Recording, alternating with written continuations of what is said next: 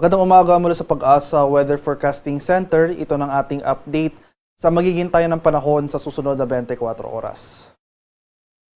Para sa ating latest satellite images, makikita natin na sa kasalukuyan patuloy nga ang pag-iral ng habagat sa malaking bahagi ng ating bansa. So ito yung mga makakapal na kaulapan na ating nakikita dito sa ating satellite images ay ang epekto nga ng ating southwest monsoon. So patuloy ito magdudulot ng mga pag-ulan, mataas sa chance ng mga kaulapan at mga pag-ulan dito sa Luzon, Visayas at northern portion ng Mindanao. Pinakamaapektuhan ng habagat itong western section ng Luzon at Visayas ngayong araw. Samantala, nalalabing bahagi ng Mindanao, itong southern portion ng Mindanao magpapatuloy itong maaliwala sa panahon, improving weather conditions ng ating inaasahan sa mga susunod na araw. Pero asahan pa rin natin yung mga pag-ulan na dulot ng thunderstorms. So, kagabi ay nagsimula na tayong mag-monitor ng isa pang panibagong low pressure area sa loob ng ating Philippine Area of Responsibility. Nabuo ito dito sa silangang boundary ng ating PAR. Latest location natin kaninang alas 3 ng umaga. Nasa layo ito ng 1,140 kilometers silangan ng southeastern Luzon. So, analysis natin sa ngayon, malit pa yung chance na maging bagyo ito within the next 24 hours. At yung scenario natin, patuloy yung generally northwestward or yung pahilagang kanlurang paggalaw, and then northward or pahilagang paggalaw nito. So northwestward sa mga susunod na araw, and then northward patungo sa northern boundary ng ating PAR. So yung senaryo rin dito para sa ngayon, mananatiling malayo ito sa ating bansa at wala tayong inaasang direktang epekto sa ngayon. Yung mas magiging concern natin sa mga susunod na araw ay yung patuloy na pag-iral ng southwest monsoon o yung hanging habagat. And as of 4:30 a.m., ito yung ating mga latest heavy rainfall warning o yung mga color-coded na heavy rainfall warning issuances sa ating mga lokalidad. So, as of 4:30 a.m. nga, may nakataas tayong orange heavy rainfall warning over the northern portion ng Occidental Mindoro, kabilang na dyan ang Lubang Island. Samantala, yellow heavy rainfall warning naman ang nakataas dito sa central portion ng Occidental Mindoro, northern portion ng Palawan, itong western or itong southern portion ng Western Visayas area, pati na rin dito sa ilang bahagi ng Zambales at sa Bataan. So nangangahulugan kapag meron pa tayong color-coded na heavy rainfall warning sa ating lokalidad, asahan natin na magpapatuloy itong mga malalakas sa pag-ulan within the next 3 hours. Dulot pa rin yan ng southwest monsoon o yung habagat. So para sa mas detalyadong impormasyon para sa mga localized warnings and advisories na ito, ay maaaring bistahin ang official website ng panahon.gov.ph. At para naman sa ating latest weather advisory na in-issue kanina alas 5 ng umaga, itong mga weather advisory ay sinasummarize yung mga pag-ulan na posibleng nating maranasan within the next 24 hours. In contrast, heavy rainfall warnings na dinidisplay or ina-advise yung ating mga kababayan sa mga pag-ulan within the next 3 hours. So for the next 24 hours, ngayong araw magpapatuloy itong 50 to 100 mm sa pag-ulan in a 24-hour period sa mga lalawigan ng Pangasinan, Zambales, Bataan, Metro Manila, Cavite, Batangas at Occidental Mindoro. Bukas, araw ng Martes, mas rarami pa yung mga areas na makakaranas ng mga malalakas sa pag-ulan na dulot ng habagat. Mas lalakas yung mga pag-ulan over Zambales, Bataan at Occidental Mindoro.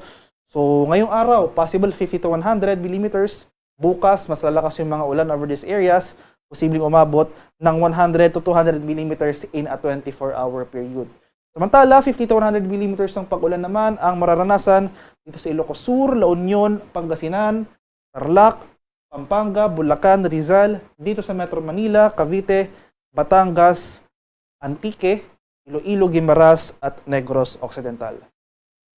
Patuloy yung paglakas ng habagat sa mga susunod na araw at posible na rin umabot yung mga pag-ulan dito sa ilang areas or itong mga inland areas ng Mimaropa as well as some parts of Bicol region.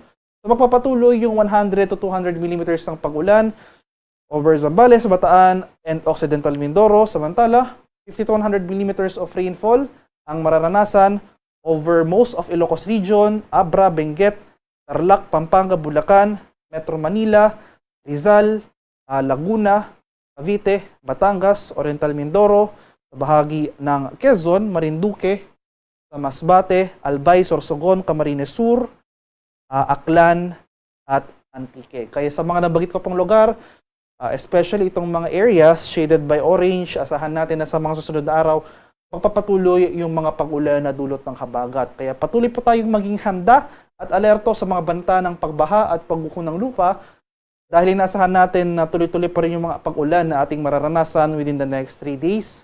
Yung ating kababayan na malapit sa mga ilog at dalampasigan, maghanda po tayo sa posibleng pag-apaw ng water level over these areas. At ayun nga po, patuloy tayong mag-antabay ng mga localized advisories. Ito yung tinatawag nating heavy rainfall warnings sa panahon.gov.ph at patuloy na pinupost yan sa ating social media accounts at DOST_Pag-asa. At para naman sa magiging lagay ng ating panahon ngayong araw dito sa Luzon, so itong area pa rin, itong western section ng Luzon, dahil sa patuloy na epekto ng habagat, itong mga rehiyon ng Ilocos Region, Zambales, Bataan, pati na rin dito sa area ng Benguet, Tarlac, Pampanga, Bulacan, dito sa Metro Manila, Cavite, Batangas, at Occidental Mindoro, as well as Oriental Mindoro. Asahan natin, ito yung mga area na pinakamaapektuhan ng habagat ngayong araw. Patuloy rin yung mga kaulapan at pag-ulan na dulot ng habagat sa nalalabing bahagi ng Luzon. So sa mga lugar ko pong hindi nabanggit, asahan pa rin natin. Basta nasa Luzon tayo, magpapatuloy itong mga pag-ulan. At western section nga ng Luzon, inulit ko po, ito po yung mga area sa pinakamararanasan ang mga pag-ulan ngayong araw. Samantala, sa area ng Palawan, Visayas at sa Mindanao, ito ring area ng Palawan as well as buong Visayas, pati na rin itong western and central or itong northern portions ng Mindanao. So itong bahagi ng Zamboanga Peninsula at northern Mindanao, asan pa rin natin itong maulap na kalangitan at mga kalat-kalat na pag-ulan, pagkulog at pagkilat ngayong araw. Sa kalagayan naman ating karagatan, as of 5 AM, wala na tayong nakataas na gale warning, pero gayon pa man, makakaranas pa rin tayo ng katamtaman ng kasamaalong karagatan sa malaking bahagi ng Luzon. Kaya iba yung pag-ingat pa rin sa ating mga kababayan na maglalayag over these areas. Haring araw sa Kaminilaan ay sisikat mamayang 5:37 ng umaga, lulubog naman mamaya sa ganap na 6:28 ng hapon. At para sa karagdagang impormasyon tungkol sa ulat panahon, lalong-lalo na sa mga heavy rainfall warnings, rainfall advisories, or thunderstorm advisories, so ito po yung mga localized advisories, ay maaring i-follow kami sa aming social media accounts at DOST_Pag-asa. Mag-subscribe rin kayo sa aming YouTube channel sa DOST Pag-asa Weather Report at palaging bisitahin ang aming official website sa pag-asa.dost.gov.ph. At yan lamang po ang latest mula dito sa Pag-asa Weather Forecasting Center. Magandang umaga sa ating lahat. Ako po si Dan Villamil Nag-uulat.